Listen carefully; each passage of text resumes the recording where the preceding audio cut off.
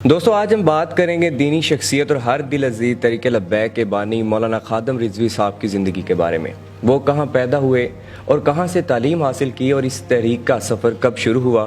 ہمارے ساتھ جڑے رہیں تو چلیں شروع کرتے ہیں۔ آپ 22 جون 1966 کو پنجاب کے ضلع اٹک کی تحصیل پنڈی گیب میں موزہ نکا کلاں کے ایک ذمہ دار گھرانے عوان فیملی میں پیدا ہوئے۔ مولانا صاحب نے اپنی پرائمری تعلیم اپنے گاؤں میں حاصل کی اور 1980 میں وہ درس نظامی کے لیے لاہور مسجد وزیر خان میں قاری منظور صاحب کے پاس آ گئے۔ مولانا صاحب کے والد کا نام لال خان عوان تھا اور آپ کا بھائی آرمی کے جونیئر ریٹائرڈ کمیشنڈ آفیسر تھے۔ مولانا صاحب لاہور آنے کے بعد اپنی تعلیم میں مصروف ہو گئے، لیکن جب موقع ملتا اپنے گاؤں ضرور چکر لگاتے۔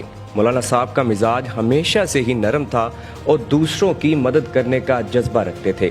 ان کا تعلق ایک ذمہ دار فیملی سے تھا، لیکن اس کے باوجود بھی وہ غریب حضرات کی مدد کرنے کا جذبہ رکھتے تھے۔ مولانا صاحب حافظ قرآن ہونے کے ساتھ شیخ الحدیث بھی تھے اور فارسی زبان پہ بھی عبور رکھتے تھے۔ آپ نے پہلی نوکری 1993 میں محکمہ اوقاف میں کی اور اس ٹائم میں آپ حضور داتا گنج بخش دربار کے قریب پیر مکی مسجد میں خطیب تھے اور مولانا صاحب کی ماہانہ آمدنی 20,000 روپے تھی۔ محکمہ اوقاف سے بھی انہوں نے برطرفی کی، جو کہ حکومتی سطح پہ غلط پالیسیوں پہ تنقید کی وجہ سے ہوئی۔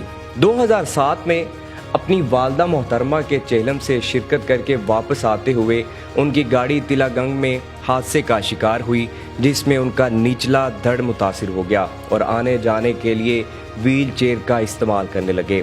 اس کے باوجود بھی وہ دین اسلام کی خدمت میں ہمیشہ سب سے آگے رہے۔ انہوں نے اپنی ہر گفتگو میں ناموس رسالت صلی اللہ علیہ وآلہ وسلم پہ پیرا دینے کو ترجیح دیا، خاص کر ان دنوں میں جب قاری ممتاز قادری کے حوالے سے ان کا موقف حکومت سے مختلف تھا۔ ان کے سیاست میں آنے کی بھی سب سے بڑی وجہ قاری ممتاز قادری کی سزائے موت تھی۔ آپ نے کئی سال تک تحریک ختم نبوت کے لیے کام کیا اور 1 اگست 2015 کو تحریک لبیک پاکستان کی بنیاد رکھی۔ 2016 میں توہین مذہب کے قانون کے حق میں ریلی نکالنے پر لاٹھی چارج کرتے ہوئے گرفتار کر کے جیل میں ڈال دیا گیا۔ 2017 میں پہلی بار ضمنی الیکشنز میں کینڈیڈیٹ کھڑا کیا گیا، جس نے 7,000 ووٹ حاصل کیے۔ اس کے بعد مختلف جگہوں پہ بھی 10,000 اور 15,000 تک ووٹ حاصل کیے گئے۔ ٹی ایل پی نے 2017 میں اراکین اسمبلی کے حلف ناموں میں تبدیلی پہ پی ایم ایل این کے خلاف احتجاج کیا اور فیض آباد میں دھرنا دیا گیا اور یہ دھرنا کئی روز تک جاری رہا۔ راول پنڈی کے ساتھ لاہور میں بھی دھرنا دیا گیا اور تمام شاہراہوں کو بند کر دیا گیا۔ ہر طرف سے تنقید کا نشانہ بنے، لیکن وہ پھر بھی ثابت قدم رہے۔ سابق وزیر قانون زید حامد کو ان کے عہدے سے ہٹانے کا مطالبہ پورا ہونے پہ دھرنا ختم کر دیا گیا۔ 2018 میں آسیہ رہائی کیس میں احتجاج کرنے پہ پھر جیل جانا پڑا، جن میں ان کے عزیز و اقارب بھی شامل تھے۔ جیل میں 6 ماہ تک رہے اور سخت سردی کے دنوں میں بھی آپ کو ایک کمبل دیا گیا جس کی لینتھ اتنی تھی یا تو آپ اس سے اپنا سر ڈھانپ سکتے ہیں یا پھر پاؤں۔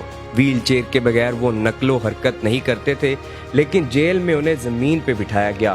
ہر روز ان سے کہا جاتا کہ اپنے موقف سے پیچھے ہٹ جائیں تو آپ کو رہائی مل سکتی ہے، لیکن وہ اپنے موقف پہ ڈٹے رہے، کیونکہ ان کی ہر بات ناموس رسالت سے شروع ہو کے ناموس رسالت پہ ہی ختم ہوتی تھی۔ اپنے آخری ایام میں ان کی طبیعت ناساز تھی، لیکن پھر بھی وہ فرانس میں ہونے والے حضور صلی اللہ علیہ وآلہ وسلم کے گستاخانہ خاکوں کی اشاعت پہ احتجاج کے لیے سب سے پہلے میدان میں آئے۔ احتجاج میں آنسو گیس اور شیلنگ کی گئی، جو کہ ان کے سانس میں خرابی کا باعث بنی۔ دھرنے کے بعد ان کی طبیعت اور بگڑنے لگی، جو کہ ان کے لیے جان لیوا ثابت ہوئی۔ آپ کی طبیعت زیادہ خراب ہونے لگی اور علاج چلتا رہا، لیکن طبیعت زیادہ بگڑ جانے پر شیخ زید ہاسپٹل لاہور میں لے کے جا رہے تھے کہ رستے میں ہی آپ 54 سال کی عمر میں نومبر 2020 میں انتقال کر گئے۔ آپ کی میت کو سبزہ سار رہائش گاہ سے مینار پاکستان لایا گیا، جہاں ان کا جنازہ پڑھایا گیا۔ ان کے جنازے میں بہت بڑی تعداد میں لوگ شامل ہوئے۔ رپورٹ کے مطابق 2 کروڑ کے قریب لوگ ان کے جنازے میں شریک ہوئے اور 12 کلومیٹر تک لوگوں کی لمبی قطاریں تھیں، اور یہ دنیا کا سب سے بڑا جنازہ تھا جو کہ تاریخی اہمیت اختیار کر گیا۔